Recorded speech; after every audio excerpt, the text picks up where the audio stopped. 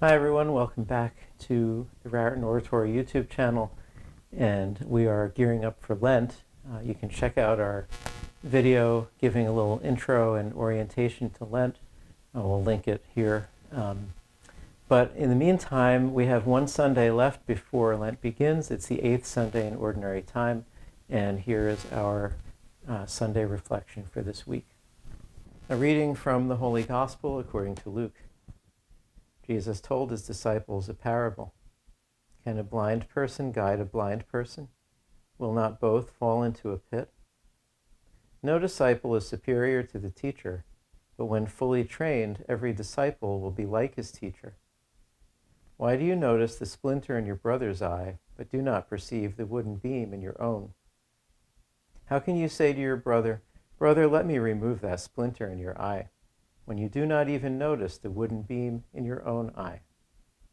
You hypocrite, remove the wooden beam from your eye first, then you will see clearly to remove the splinter in your brother's eye. A good tree does not bear rotten fruit, nor does a rotten tree bear good fruit. For every tree is known by its own fruit. For people do not pick figs from thorn bushes, nor do they gather grapes from brambles. A good person out of the store of goodness in his heart produces good, but an evil person out of a store of evil produces evil. For from the fullness of the heart the mouth speaks. The Gospel of the Lord. So this Sunday we continue along in the Sermon on the Plain from St. Luke's Gospel, and we've been reading it now. This is the third installment. We began with the Beatitudes 2 weeks ago, and we've been hearing more of this challenging and provocative teaching from Jesus. And ultimately, the goal of all of this, as we learn from today's reading, is that we become like him, that the disciples should become like the Master. And there are a lot of ways we could think about this. I was thinking about, because we just had the Winter Olympics a couple of weeks ago, I was thinking about Shaun White, the champion snowboarder, who just retired at age 35 after 5 Olympic Games. And he came so close to a medal in Beijing. He didn't win one.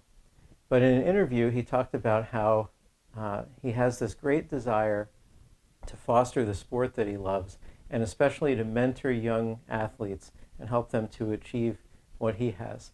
So if he succeeds, his disciples will become like their teacher, not only as athletes, but hopefully also as people who are concerned for others and who want to help others to succeed as well.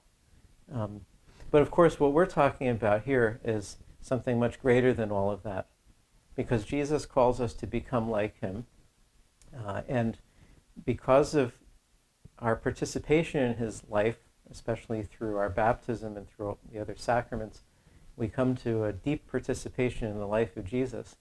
That it's more than just becoming like someone we admire or look up to, or to become like someone who teaches us. In a way, we're called to actually become him, right? To be his presence in the world for others. To be his hands and feet, to be his voice, bringing the good news to those around us. And so this is the mission that we have, right, that Jesus gives us. So what he's been doing in these last couple of weeks, passages that we've been hearing from Luke's Gospel, is he's preparing his disciples. He's shaping them, forming them.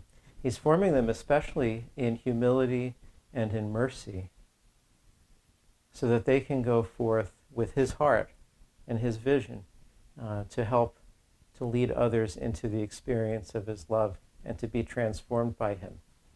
So this is the mission of the church from the very beginning, and it continues, of course, down to our own day, and it'll continue until the Lord comes in glory and brings all things to fulfillment.